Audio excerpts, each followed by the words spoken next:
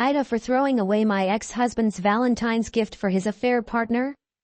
I had always believed in the foundation of our marriage, in the vows we exchanged, in the quiet moments that made up the years we had spent together. I had built my life around a man I thought was my partner, my confidant, my equal. But love, I learned, is not always enough to sustain a relationship when trust has been eroded beyond repair. The slow unraveling of our marriage did not happen overnight. It was a long, painful process, like a wound that refused to heal, festering beneath the surface while I convinced myself that if I just tried harder, if I just loved more, things would get better. 3 years before our final goodbye, the first crack in our foundation appeared. I discovered his affair not by accident, not through some guilty confession, but through evidence so damning that even his most skilled deceptions could not cover it up. There it was, a betrayal laid bare before me, irrefutable proof that the man I had given my life to was not the man I thought he was. I remember confronting him, standing in front of him with my hands shaking, my breath shallow, the lump in my throat so tight I thought I might choke on my own disbelief. He cried, oh, how he cried, swearing on everything that mattered that it was a mistake, a moment of weakness, a lapse in judgment that he would never allow to happen again. He begged, pleaded, promising that he would change, that he would prove himself worthy of the love I had given so freely. And I was a fool. I believed him. I wanted to believe him.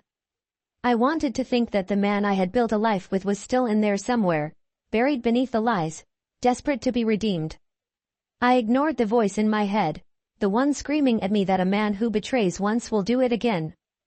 Instead, I clung to hope, to the possibility of repair. I told myself that marriages go through trials, that forgiveness was the path forward, that our love was worth fighting for. What a lie that turned out to be. The years that followed were a slow descent into a nightmare I never saw coming. His promises of faithfulness were as fragile as the words he spoke them with, easily shattered and just as easily swept away. The signs were there: the late nights, the sudden protectiveness over his phone, the vague excuses that never quite added up. But each time I voiced my concerns, he would twist the narrative, making me doubt my own instincts, my own reality. He became a master of manipulation, turning every accusation back on me, painting himself as the victim of my paranoia, my supposed lack of trust. He would look me in the eyes and tell me I was imagining things, that I was insecure, that my suspicions were the reason our marriage was struggling, not his actions. He told me I needed therapy, that my inability to trust him was the true issue at hand. And for a while, I believed that too. I questioned myself constantly, wondering if maybe I was the problem, if maybe my past hurts had warped my ability to see clearly. Maybe I was too sensitive. Maybe I was broken. Maybe I was unlovable. It wasn't until the last time, until the day I found the final, undeniable proof, that I realized the extent of the lie I had been living. Days after one of his infamous speeches about my trust issues, the truth came crashing down like a tidal wave, and there was no escaping it this time. There was no room for doubt, no space for him to weasel his way out of it with more excuses and empty words. And something inside me snapped. That was the moment I knew I was done. Not just with him, but with the version of myself that had allowed this to go on for so long. The woman who had made excuses, who had bent over backward to keep a sinking ship afloat. I had given enough, I had bled enough, and I refused to be made a fool of any longer. So I stood before him, calm, steady, devoid of the tears and pleas he had come to expect. And I told him it was over. I will never forget the look on his face, not sadness, not regret, but the shock of a man who had believed I would never leave, who had counted on my forgiveness as a given.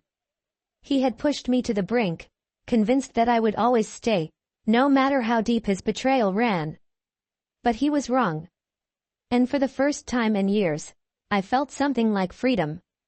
The news came not as a surprise, but as a final nail in the coffin of a marriage that had already been reduced to dust. He was expecting a child. They were expecting a child. And, based on the due date, the timeline overlapped with the final stretch of our marriage. It didn't take a mathematician to piece it together. While I had been battling my own emotions, trying to reconcile years of deception and heartbreak, he had already moved on. No, he hadn't even waited. He had simply carried on as if I were nothing more than a placeholder, a phase to outgrow. The betrayal wasn't new. The pain wasn't unfamiliar.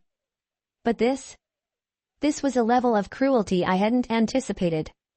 Not only had he made a mockery of our marriage, not only had he gaslit me into questioning my own reality for years, but now, he had proof of his infidelity growing inside another woman. And the world knew it.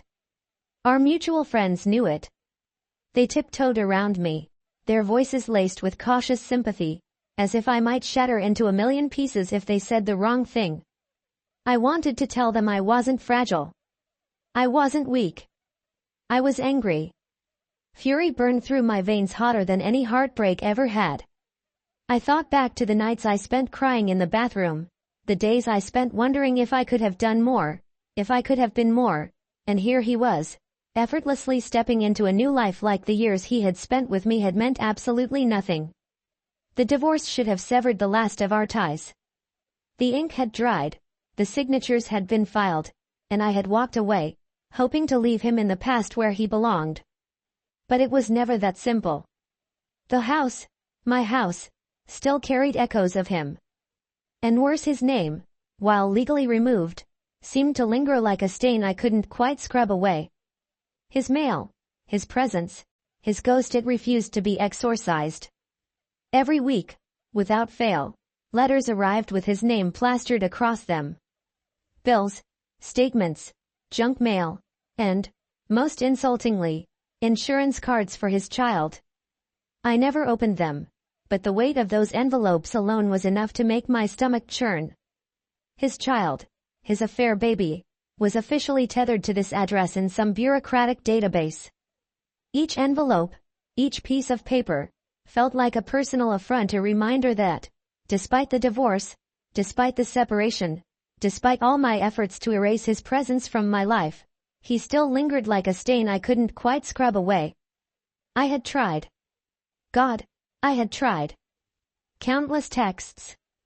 Repeated requests. Patient, civil reminders. I had given him every opportunity to fix it, to take responsibility for just this one thing. But all I ever received in return were hollow reassurances, vague dismissals, promises made and broken in the same breath. I already changed it.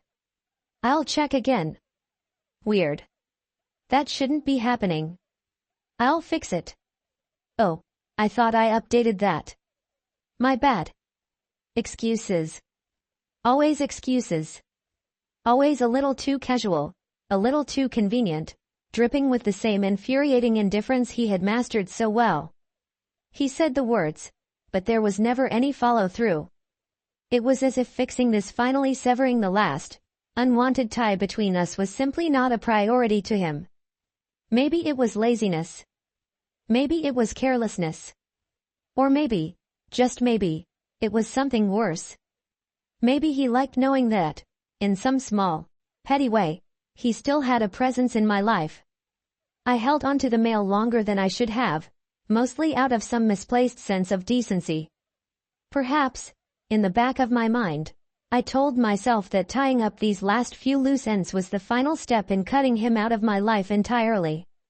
So when he finally came to pick up the last of his things, boxes that had sat untouched for months, growing dust in the corner of my garage, I told myself this was it. The last time. I watched from my window as he loaded up his car, every movement irritatingly casual, as if he were picking up an old jacket he had left at a friend's house.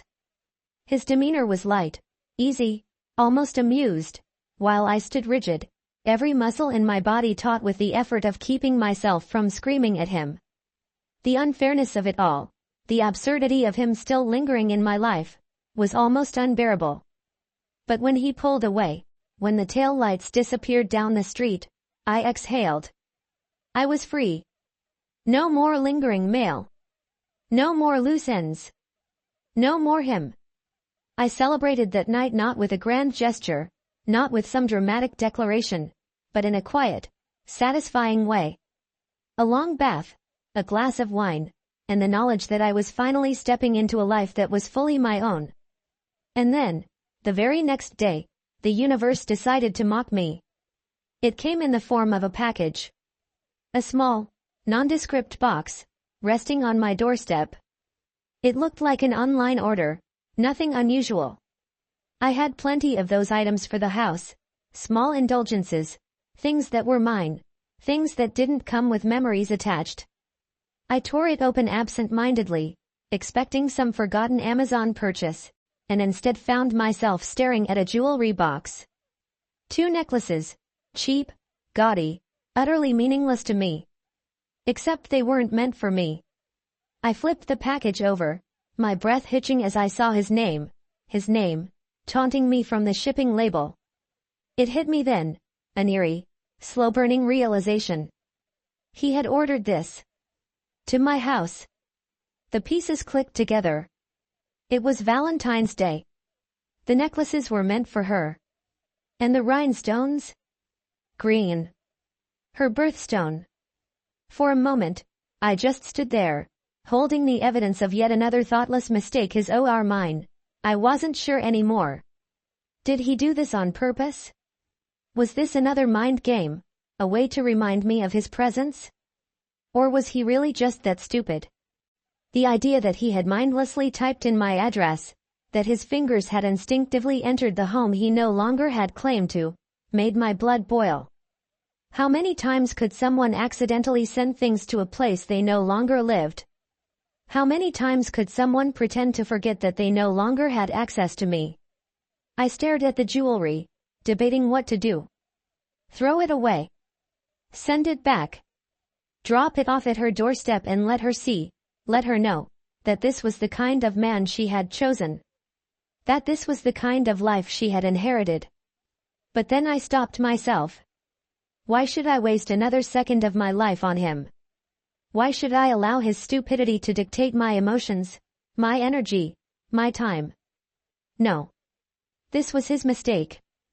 And mistakes had consequences. I stood there in the dim light of my entryway, the small, cheap jewelry box resting in my palm like a cursed relic. My breath hitched as I stared at the gaudy rhinestones green, the unmistakable color of her birthstone. The message was clear, written not in words but in careless actions. It was a Valentine's Day gift for her. Not me. Not anymore. And yet, somehow, it had ended up here, at my house, the place I had fought so hard to reclaim as my own. My mind raced through the possibilities. Was this an accident? A simple case of muscle memory, of him typing in my address without a second thought? The thought made my skin crawl. How many times had he done this? How many online orders? How many forms? How many careless little slip UPS that kept tying his name, his life, his mistakes to mine? Or was it something else? Something more insidious? Was this deliberate? A twisted way of keeping his presence in my world, like a shadow that refused to fade even in the brightest light? I set the jewelry box down on my kitchen counter, trying to shake the feeling of disgust creeping up my spine. My hands trembled, but whether from anger or something deeper, something darker, I wasn't sure. It wasn't just the necklace itself that unsettled me, it was the symbolism, the cruel reminder of what had been, of what had never been. This was a gift for the woman he had chosen over me, for the child he had conceived during our marriage, for the life he had seamlessly stepped into while I had been left to pick up the shattered remains of my own. I exhaled sharply, forcing myself to think rationally. What was I supposed to do with it? Throw it away? Set it on fire and let the ashes drift into the wind like the last remnants of my wasted years? Or should I do the responsible thing, the mature thing, and let him know his package had arrived? No. I had gone no contact for a reason. I had earned the silence, carved it out of the chaos he had left behind like a lifeline to my own sanity. Why should I break that now? For him? For her? For a piece of cheap jewelry that would likely be forgotten in a matter of months. just like every other woman he had cycled through in his endless carousel of lies. But still, the package sat there, taunting me. I picked up my phone, my fingers hovering over his contact. I had deleted his number months ago, but I still remembered it, burned into my brain like an unwanted scar. Hey, your package was delivered to my house. You should update your address. Short. Neutral. Impersonal. The kind of message I could send without inviting a response, without reopening wounds that had taken me a year to stitch closed. But I didn't send it. Instead, I stared at the screen, imagining his reaction. Would he even care? Would he even realize what he had done? Or would he laugh it off, brush it aside like every other consequence he had ever avoided in his life? The thought sent another wave of anger coursing through me, hot and suffocating. No.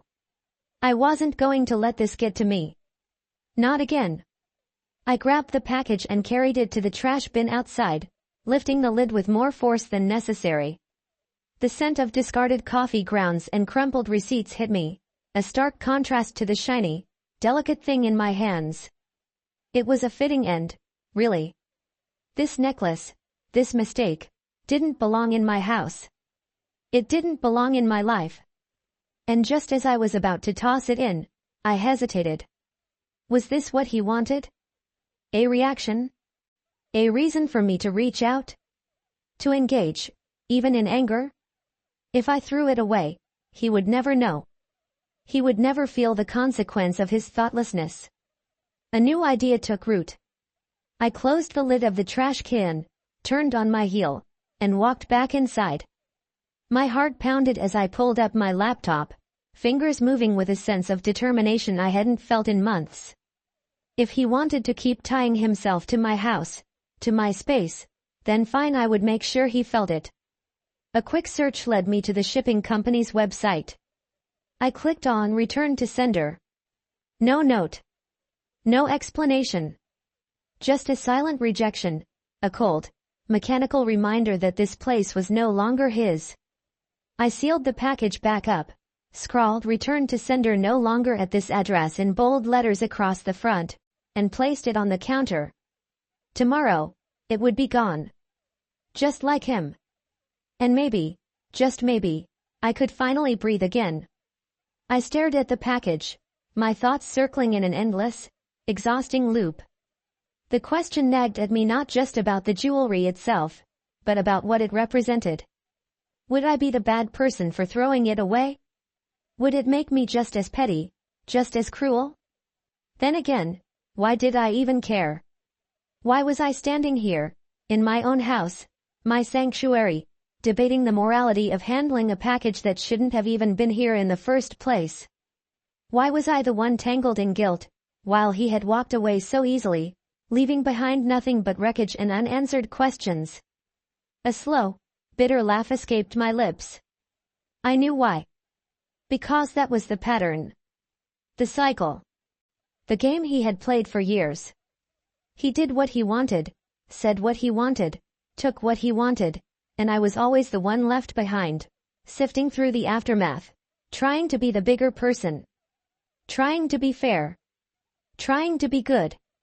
But where had that gotten me? 3 years of lies. Gaslighting so deep it had made me question my own mind. The humiliation of staying, of believing, of hoping until I had nothing left. And when I had finally clawed my way out, when I had finally freed myself from his grip, he had still found a way to creep back in, to remind me even unintentionally that he had moved on. That he had won. No. I refused to be part of his narrative anymore. I refused to be the keeper of his mistakes. I looked at the cheap jewelry one last time. The lifeless sparkle of the rhinestones caught the light, but there was no beauty in them. Just a transaction. A meaningless trinket. It didn't belong here, in my hands, in my home, in my life. But something about throwing it away didn't sit right either. Not because of guilt, I had no guilt, not anymore, but because throwing it in the trash was letting him off too easy. If I simply discarded it, he'd never know. He'd assume it arrived safely, that it had made it to her neck, resting over her skin like a trophy he had won. He would never feel the disruption, the inconvenience, the same frustration he had caused me for years. No. I wanted him to know that I was done. I grabbed a black marker and scrawled, in large, unmissable letters. Return to sender. No longer at this address. I pressed the pen into the cardboard harder than necessary, the letters bold and sharp, slicing through the surface with finality. There. That was it. That was my closure. He had left, and now he would feel it. No explanations. No texts. No parting words. Just a cold, impersonal rejection. I set the package by the door, ready for the mail carrier to pick it up the next morning. But as I stepped away, a strange sensation settled in my chest. It wasn't guilt, and it certainly wasn't doubt. It was something sharper, more exhilarating, like the edge of long-awaited justice. For years, I had been the one left picking up the pieces, smoothing over the messes he made, cleaning up after the emotional devastation he left in his wake. This time, he would be the one inconvenienced. He would be the one wondering, checking, refreshing, tracking updates, questioning what had happened to the neat little world he had constructed, in which I was nothing more than a past he could conveniently ignore. Maybe he would get an email when the package was rerouted. Maybe he'd call the company, confused, irritated, the way he always was when something didn't go his way. Maybe he'd even check his old texts, scrolling back through our last exchanges, seeing the same repeated messages from me telling him, over and over, to change his address. I already did. I'll check again. Would he remember how easily he had dismissed me? How little he had cared? Or would he, like always, simply roll his eyes, shake his head, and move on, filing the inconvenience away as a minor annoyance instead of a consequence of his own thoughtlessness? That was the part that still burned, the knowledge that, for him, nothing had ever carried weight. Not our marriage. Not the pain he caused. Not the aftermath of it all. He had always walked away unscathed, while I had been the one left to bear the emotional wreckage, the one left questioning, doubting, hurting. Not this time. I turned off the lights and went to bed, but sleep didn't come easily. I lay there staring at the ceiling, the darkness pressing in around me. The past year had been a war I had fought in silence, a slow and steady reclaiming of myself after years of erosion. Some days I felt victorious, strong, like I had finally put the past behind me. Other days, nights like this one, I felt the shadows creeping in, whispering doubts, reminding me of all the ways I had been broken down.